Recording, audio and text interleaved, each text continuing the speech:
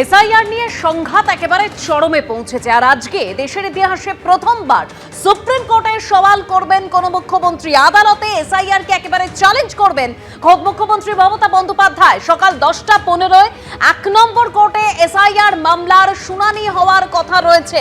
প্রধান বিচারপতি সূর্যকান্ত এবং বিচারপতি জয়মাল্য বাগচি এবং বিচারপতি বিপুল এম পাঞ্চলের বেঞ্চে শুনানি হওয়ার কথা। আমরা বিস্তারিত তথ্য জানবো। আমাদের দুই প্রতিনিধি আমাদের সঙ্গে এই মুহূর্তে রয়েছেন, একদিকে বিজেন্দ্র সিংহ রয়েছেন এবং অন্যদিকে আশাফুল হোসেন রয়েছে। আশাফুল, তোমার কাছে আসছি, তার আগে বিজেন্দ্র।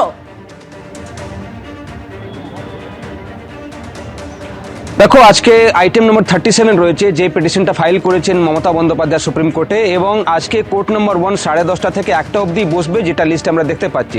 সেক্ষেত্রে মনে করা হচ্ছে মমতা বন্দ্যোপাধ্যায় যে প্রেয়ার রয়েছে সেটা 12টার পর হয়তো হিয়ারিংয়ের জন্য আসবে, আর যদি প্রায়োরিটি হয় সেক্ষেত্রে আগেও আসতে পারে, সেটা কোর্টের উপর নির্ভর করছে। কিন্তু 37 নম্বর আইটেম মনে করা হচ্ছে 12টার পরেই হিয়ারিংয়ের জন্য আসবে, এবং মমতা বন্দ্যোপাধ্যায় ঠিক 10:15 নাগাদ যে গেট ডি নম্বর গেট রয়েছে, যেটা আমরা দেখাবো এখন, আমার বন্ধুকে বলবো দেখাতে। দেখো, এখানে সিকিউরিটি অনেক ডিপ্লয় করা হয়েছে, এবং ঠিক এই সিকিউরিটিগুলো কেন করা হচ্ছে, যেহেতু মুখ্যমন্ত্রী আজকে আসছেন তাই সিকিউরিটি ডিপ্লয় করা হচ্ছে। এখানে ডান দিকে গেট নম্বর ডি রয়েছে, যেই গেট দিয়ে মুখ্যমন্ত্রী ঢুকবেন ঠিক 10:15 নাগাদ, এবং তারপরে তিনি এখান থেকে, আমি যদি বলি দেখাতে, এই গেট দেখো, এই যে গেট দেখতে পাচ্ছ, এই গেট দিয়ে তিনি এন্ট্রি করবেন, এবং 10:30টার সময় কোর্ট যখন খুলবে, কোর্ট নম্বর 1, তিনি এন্ট্রি করবেন, এবং সেখানে লয়ারদের তরফ থেকে প্রস্তুত করা হয়েছে কি তিনি যখন আসবেন তাকে যেন কোর্ট নম্বর 1-এ নিয়ে যাওয়া হয়, এবং সেখানে প্রথম লাইনগুলোতে তাকে বসার যদি ব্যবস্থা করা হয়। যেহেতু তিনি ইন পার্সন কিছু কথা বলতে চাইছেন, লয়ারের থ্রু তিনি পিটিশন ফাইল করেছেন, কিন্তু এর আগে আমরা দেখেছি Jogendra Yadav in person appear হয়েছিলেন এবং কিছু বক্তব্য তিনি রেখেছিলেন। সেটার জন্য কোর্টের অনুমতি নিতে হয়, যেহেতু লয়াররা ইতিমধ্যে আর্গুমেন্ট করবেন। আজকে কোর্ট নম্বর 1-এ 21 নম্বর আইটেমও রয়েছে, যেখানে দোলা সেন এবং ডেরেক ওব্রায়ানের পিটিশন রয়েছে, ইন্টারভেনশন অ্যাপ্লিকেশন রয়েছে, লজিক্যাল ডিসক্রিপেন্সি নিয়ে যে অর্ডার দিয়েছিল সুপ্রিম কোর্ট এর আগে, সেটা ঠিক করে লাগু হচ্ছে না পশ্চিমবঙ্গে, সেটা তারা আবেদন করেছেন। অন্যদিকে মমতা বন্দ্যোপাধ্যায় যে পিটিশন জমা করেছেন, সেটাতে তার অনুরোধ রয়েছে কি এত হাজার হাজার সেখানে মাইক্রো অবজারভার পয়েন্ট করা হচ্ছে, প্রেগনেন্ট মহিলাদেরকেও হিয়ারিংয়ের জন্য ডাকা হচ্ছে, এবং হিয়ারিংগুলো এখনো কমপ্লিট হয়নি। তার সেক্ষেত্রে তিনি প্রশ্ন তুলছেন এসআইআর প্রক্রিয়া যেটা পশ্চিমবঙ্গে হচ্ছে সেটা নিয়ে। তিনি মামলা করেছেন সেন্ট্রাল ইলেকশন কমিশনের বিরুদ্ধে, এবং রাজ্যের সিইওর বিরুদ্ধে তার যে পিটিশন রয়েছে তাদেরকে রেসপন্ডেন্ট করা হয়েছে। তারা কি বক্তব্য রাখেন মমতা বন্দ্যোপাধ্যায় বক্তব্য রাখার পর সেটা দেখতে হবে। কিন্তু আজকে 37 নম্বর আইটেম যখন আসবে, তখন যেহেতু মমতা বন্দ্যোপাধ্যায় লয়ার হিসাবে আসছেন না, তিনি একজন তৃণমূল নেত্রী বা মুখ্যমন্ত্রী হিসাবে তার পিটিশন এখানে রয়েছে, তিনি ইন পার্সন কিছু কথা বলতে চান, যেহেতু তিনি তার রাজ্যে এটা এসআইআরটা হচ্ছে যেটা নিয়ে তার প্রশ্নগুলো রয়েছে। সেক্ষেত্রে কোর্টের অনুমতি নিয়ে তিনি হয়তো কিছু বক্তব্য কোর্টের কাছে রাখতে পারেন আজকে। তবে ঠিক 10:15 নাগাদ তিনি পৌঁছে যাবেন সুপ্রিম কোর্টে গেট যে ডি রয়েছে সেখানে, এবং 10:30টার সময় চিফের যে ঘর রয়েছে কোর্ট নম্বর 1 সেখানে তিনি যাবেন, এবং সেখানে তিনি ওয়েট করবেন যখন তার আইটেম নম্বর 37 যেটা তিনি পিটিশন ফাইল করেছেন সেটা যখন কল আপ করা হবে, তখন লয়ারদের তরফ থেকে অনুরোধ করা হবে চিফ জাস্টিসের বেঞ্চে কি তাকে কিছু বলার সুযোগ দেওয়া হোক, তাকে কিছু সময় দেওয়া হোক। যদি কোর্ট অনুমতি দেয় সেক্ষেত্রে মমতা বন্দ্যোপাধ্যায় তার বক্তব্যগুলো আজকে কোর্টের কাছে রাখবেন। এবং যেহেতু আইটেম নম্বর 37 রয়েছে আজকে, তার উপরেও অনেক মেনশনিং হওয়ার কথা রয়েছে। আইটেম নম্বর 21-এর ইতিমধ্যে এসআইআর এর পশ্চিমবঙ্গের কেসগুলো লিস্টেড রয়েছে। সেক্ষেত্রে হতে পারে কি আইটেম নম্বর 21-এর সঙ্গে আইটেম নম্বর 37 আজকে কোর্ট শুনে নেবে, যেটা মমতা বন্দ্যোপাধ্যায়ের সিমিলার পিটিশন। জয় গোস্বামীও একটা পিটিশন ফাইল করেছেন পশ্চিমবঙ্গে যে এসআইআর হচ্ছে তার বিরুদ্ধে, সেটাও একসঙ্গে হিয়ারিং হওয়ার কথা আজকে রয়েছে। সেক্ষেত্রে মনে করা হচ্ছে দেবস্মিতা কি 12টা নাগাদ হয়তো মুখ্যমন্ত্রীর যে প্রেয়ার রয়েছে তার শুনানি হতে পারে আজকে সুপ্রিম কোর্টে। একদম বিজেন্দ্র, তুমি আমাদের সঙ্গে থাকো। ফের কয়লা পাচার মামলার তদন্তে দিকে দিকে অভিযান চালালো এনফোর্সমেন্ট ডিরেক্টরেট। কলকাতা, দুর্গাপুর, আসানসোল, বর্ধমান এবং দিল্লির মোট 10টি জায়গায় একযোগে তল্লাশি চালালো এনফোর্সমেন্ট ডিরেক্টরেটের আধিকারিকরা। তার মধ্যে রয়েছে বুদবুদ থানার নতুন ওসি মনোরঞ্জন মণ্ডলের দুর্গাপুরের বাড়িও। ফের কয়লার মধ্যে কালো খুঁজতে সক্রিয় ইডি, দিকে দিকে হানা তল্লাশি। এরই মধ্যে আবার কয়েকদিন আগে কয়লা পাচার মামলায় আইপ্যাকের কর্ণধার ও তার অফিসে ইডির অভিযান। সেখানে মমতা বন্দ্যোপাধ্যায়ের হঠাৎ পৌঁছে যাওয়া, নথি নিয়ে বেরিয়ে আসা, তা নিয়েও রাজনৈতিক চাপানোতর চরমে। কিন্তু এই আবহেই মঙ্গলবার কেন্দ্রীয় সরকার ও ইডির আইনজীবীর আবেদন মেনে এই মামলার শুনানি পিছিয়ে দিল সুপ্রিম কোর্ট। নতুন দিন ধার্য করল সর্বোচ্চ আদালত, যার ভিতরে ইডির অন্য ভূমিকার গন্ধ পাচ্ছে বিরোধীরা। আগের দিন বললো ডাকাতি, আজকে বললো সময় চাই, ন্যাকামি। ইডির দিক থেকে ন্যাকামি। দিল্লিতে যখন কয়লার মামলার গতি প্রকৃতি এই পথে, তখন তারই মধ্যে পশ্চিমবঙ্গে ফের অ্যাকশন মোডে এনফোর্সমেন্ট ডিরেক্টরেট। মঙ্গলবার কলকাতা, দুর্গাপুর, আসানসোল, বর্ধমান ও দিল্লি সহ 10 জায়গায় অভিযান চালালো ইডি। 3-4 মাস আগে কলকাতার ইডি অফিসে যে এফআইআর করা হয়েছে, সিআইআর যাকে বলা হয়, সেই মামলায় আজকে তল্লাশি অভিযান।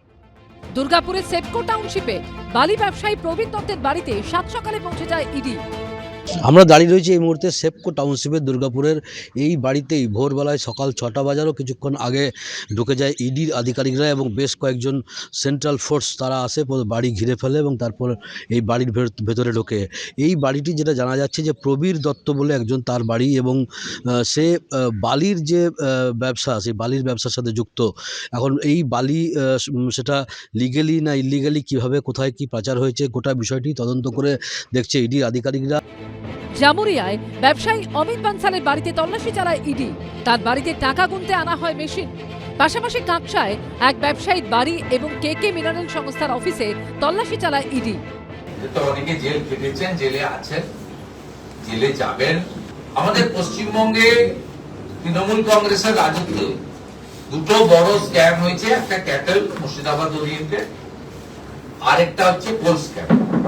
এই দুটোতে শুধু রাজনৈতিক লোকেরা বা মাফিয়ারা নয়, পুলিশের অনেকে যুক্ত।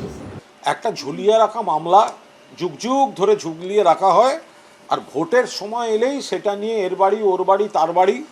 আমরা কোনো তদন্তের বিরোধিতা করছি না, কিন্তু তদন্তের টাইমিংটা হচ্ছে হাইলি সাসপিশিয়াস। পাঞ্জবেশ্বরের নবগ্রামের কয়লা ব্যবসায়ী মইজুল শেখ ও রানীগঞ্জের বালি ব্যবসায়ী কিরণ খায়ের বাড়িতেও তল্লাশি চালায় ইডি। কলকাতার বড়বাজারে ইনক্রেডিবল ইন্ডাস্ট্রিজ লিমিটেডের অফিসে অভিযান চালান ইডির অফিসাররা। প্রকাশ সিনহা, মনোজ বন্দ্যোপাধ্যায় ও কৌশিক কাঁথাইদের রিপোর্ট, এবিপি আনন্দ। মঙ্গলবার কয়লা পাচার মামলার তদন্তে আসানসোল দুর্গাপুর কমিশনারেটের সাব ইন্সপেক্টর মনোরঞ্জন মণ্ডলের বাড়িতে তল্লাশি চালালো ইডি। দু একদিনের মধ্যেই তার বুদবুদ থানার ওসি পদে দায়িত্ব নেওয়ার কথা। সূত্রের খবর, মাসখানেক আগে কয়লা পাচার কাণ্ডের তদন্তে যাদের জিজ্ঞাসাবাদ করেছিল ইডি, তাদের হোয়াটসঅ্যাপ চ্যাটে উঠে আসে এই মনোরঞ্জন মণ্ডলের নাম। দু একদিনের মধ্যেই বুদবুদ থানার ওসির দায়িত্ব নেওয়ার কথা। তার মধ্যেই মঙ্গলবার কয়লা পাচার মামলার তদন্তে আসানসোল দুর্গাপুর কমিশনারেটের সাব ইন্সপেক্টর মনোরঞ্জন মণ্ডলের বাড়িতে তল্লাশি চালালো ইডি। চলল ম্যারাথন জিজ্ঞাসাবাদ। ইডির তরফে দাবি করা হচ্ছে সেই তল্লাশি অভিযানে যে digital evidence, mobile phone, documentary evidence, নথি পাওয়া গেছিল, মোবাইল ফোনের চ্যাট হিস্ট্রি, হোয়াটসঅ্যাপের চ্যাট হিস্ট্রি, সেখানে কিন্তু খতিয়ে দেখার পর একাধিক নাম সামনে এসেছে এবং সেখানেই নাম ছিল মনোরঞ্জন মণ্ডল। আজকে যিনি বুদবুদ থানার ওসি, আগে বারাবণীর ওসি ছিলেন, সেই রিলেটেডই তিনি কোল স্ক্যামের সঙ্গে যুক্ত। তাকে হেফাজতে নিয়ে তিনি 75-25 ভাগে 25 রেখে 75 কোথায় কোথায় পাঠাতেন, এটাও তদন্তকারী সংস্থার জানা উচিত এবং জনগণের সামনেও আসে। 2024 সালের 21শে নভেম্বর কয়লা চুরি নিয়ে পুলিশের একাংশকে নিশানা করেছিলেন মুখ্যমন্ত্রী মমতা বন্দ্যোপাধ্যায়। চুরি হলো তখন বলবে কয়লা চুরি করছে তৃণমূল কংগ্রেস, আর চুরি করবে সিআইএসএফ টাকাকে বা পুলিশের একাংশ টাকাকে, আমি এটা টলারেট করব না। মুখ্যমন্ত্রীর কড়া বার্তার কয়েক ঘন্টার মধ্যে আসানসোলের বারাবণী থানার তৎকালীন ওসি মনোরঞ্জন মণ্ডলকে সাসপেন্ড করা হয়। এরপর তার বিরুদ্ধে বিভাগীয় তদন্ত শুরু হয়। আসানসোল দুর্গাপুর কমিশনারেটের স্পেশাল ব্রাঞ্চেও পাঠিয়ে দেয়। কিন্তু এরপর 27শে জানুয়ারি বুদবুদ থানার ওসি পদে পোস্টিং হয় মনোরঞ্জন মণ্ডলের, অর্থাৎ ফের সসম্মানে সেই তাঁর বাড়িতেই কয়লাকাণ্ডে তল্লাশির ঘটনায় শুরু হয়েছে রাজনৈতিক চাপানুতর। তৃণমূলের বাহিনীর হাত মাথায় থাকলে অপরাধ করে সাসপেন্ডেড হওয়ার পর আবার ওসি হয়ে যায় কদিনের মধ্যেই। একটা চেইন করে দুর্নীতি এবং টাকা সিন্ডিকেট পুলিশকে সঙ্গে রেখে চলেছে। তার ভাগ দিল্লিও পেয়েছে, তার ভাগ কালীঘাটও পেয়েছে। এখন এতদিন পর মনে পড়েছে তাদের তদন্তে ডাকাডাকি করার জন্য বুদবুদে গিয়ে হাজির হয়েছে ইডি। এই নিয়ে কোনো মন্তব্য করব না, এটা তদন্তের বিষয়। যাদের কাছে গেছে তারা বলতে পারবেন, তাদের আইনজীবীরা বলতে পারবেন। এটা তৃণমূল কংগ্রেসের তরফ থেকে এই মুহূর্তে বলার কিছু নেই। তবে একটা ঝুলিয়ে রাখা মামলা যুগ যুগ ধরে ঝুলিয়ে রাখা হয়, আর ভোটের সময় এলেই সেটা নিয়ে এর বাড়ি ওর বাড়ি তার বাড়ি। আমরা কোনো তদন্তের বিরোধিতা করছি না, কিন্তু তদন্তের টাইমিংটা হচ্ছে হাইলি সাসপিশিয়াস। ব্যবসায়ীদের পাশাপাশি পুলিশ অফিসারের বাড়িতেও ইডি হানা ঘিরে এখন তৎপরতা রাজনৈতিক মহলে। মনোজ বন্দ্যোপাধ্যায়, প্রকাশ সিনহা ও বিটন চক্রবর্তীর রিপোর্ট, এবিপি আনন্দ। এবিপি আনন্দ, এগিয়ে থাকে, এগিয়ে রাখে।